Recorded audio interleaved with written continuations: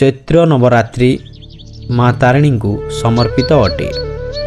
आजिकार ए video माध्यम आमे आपण को एपरी एक जिनिस विषय कहबू जहाकू जदि आपण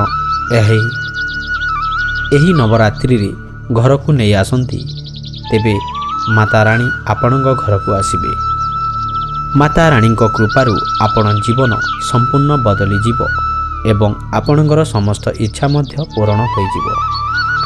एथर चैत्र नवरात्रि एप्रिल 9 मंगलवार ठारू आरंभ हेउछि। एही 9 दिन रे माता पृथ्वी रे भ्रमण करती, तेणु एही समय रे माता को प्रसन्न करिबा अति सहज अटे। किछि एपरि जिनिस अछि जहाकू नवरात्रि समय रे घर को नहीं आसिबा उचित। सही सबु जिनिस विषय रे शास्त्र रे वर्णना करा जायछि। ताहा मध्यरु प्रथम जिनिस हेउछि 16 श्रृंगार, जहाकि माता रानीकर अत्यंत प्रिय अटे। आपण माता को शाढ़ी किंबा नाली चुनी मध्य अर्पण करि पारिबे।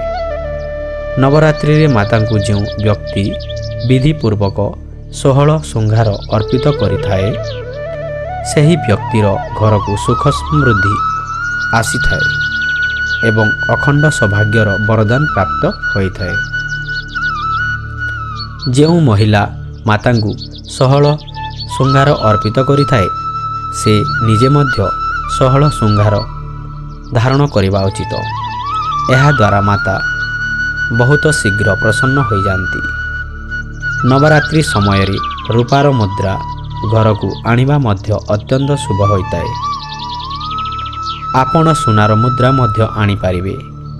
एहाकू घर को आनी विधि पूर्वक पूजा करी घरर सिंधुक रे रखिदेले आर्थिक समस्यार सबू दूर हेबा सहित धन प्राप्तिर नूतन रास्ता खोलीजिवो।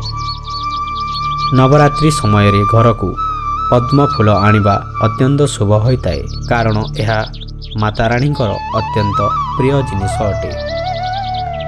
यह व्यतीत नवरात्रि समय रे घर को माता लक्ष्मी स्वरूप दक्षिणावर्ती शंख नहीं आसंतु एवं घरे स्थापन कर दियंतु। यह को घरे आनी स्थापित कले घर को सुख समृद्धि आसी थाए एवं घरे मातांगर स्थायी वास होता है।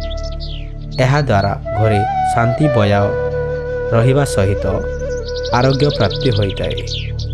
नवरात्रि समय रे घर को धला कौड़ी आनी स्थापित कले माता प्रसन्न होती, कारण यह समुद्र मंथन समय रे मातांकर सहित उत्पन्न होइतिला।